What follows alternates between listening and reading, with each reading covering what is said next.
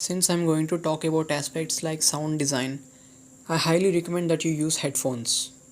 Directed by Lijo Jos Pellicer, Churuli is a surreal thriller about the strange experiences of two undercover police officers who enter Churuli in search of a wanted criminal.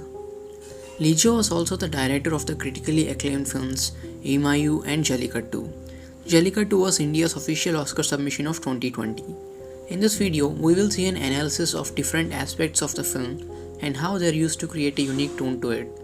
We will specifically explore writing, cinematography, editing, music, and sound design. Writing. As I mentioned earlier, this is a surreal film.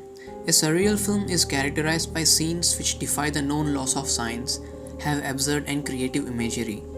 The primary difference between science fiction and surrealist films is that science fiction tries to explain itself to the audience, and the characters in the film are aware of the events happening in it.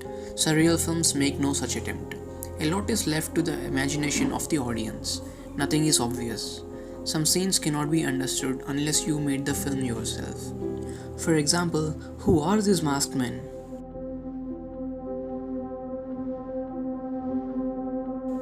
Let us take another example.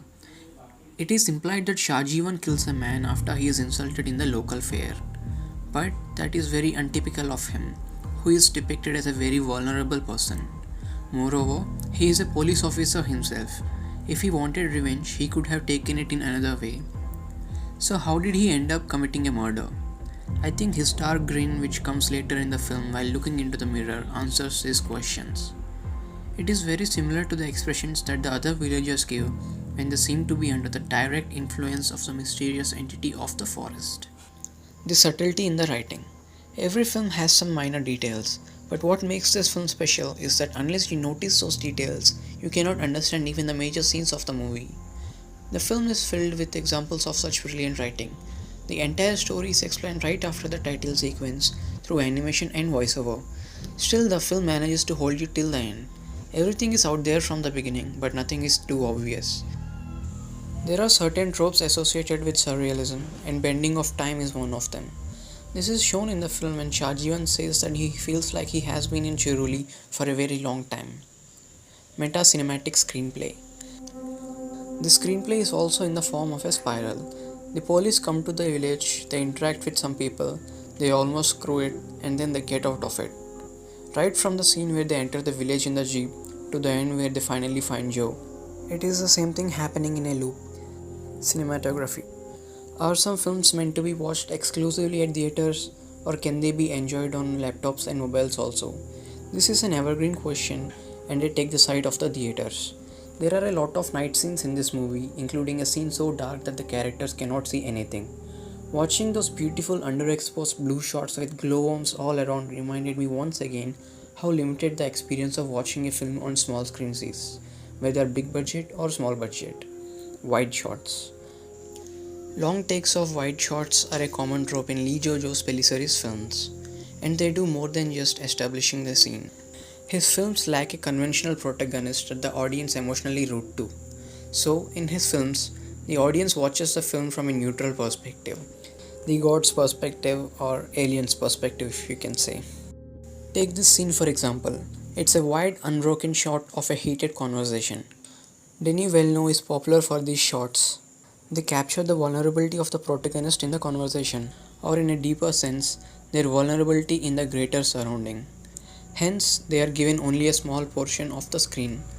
These are very conscious filmmaking decisions that make you feel about a film the way director wants you to. Staging and aesthetic quality. Instead of trying to describe the visuals, I think it works better if I simply show you some screen grabs from the movie.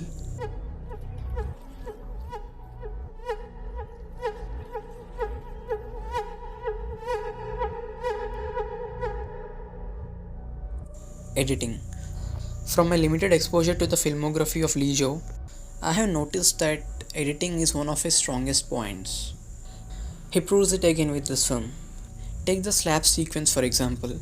In this beautifully staged sequence, whenever Shahjeevan takes a slap, it cuts to some strange visuals whose movement is in sync with the slap. The whip transition is so smooth and the slap generates a certain rhythm, like that of a pendulum, resulting in such idiosyncratic humor. Sound design is usually the least creative department of Indian cinema. Only very few directors know how to use it to create a highly immersive cinematic experience, and Lee Jo is at the top of his game. While the writing was subtle, the sound really pops out. It is a blend of sarcasm and suspense where you can see Lee Jo's style again. Let's look at the slap sequence again. Notice how the slap sound changes over time.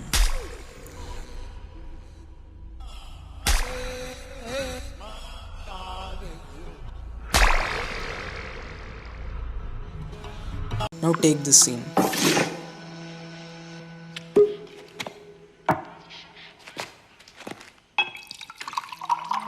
The sounds of drink pouring is exaggerated in slow motion, and the glasses hitting the table sound like the beat track, making the scene look quite musical. Let us now look at some transitions.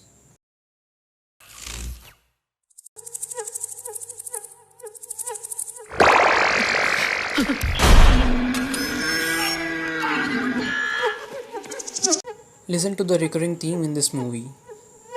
It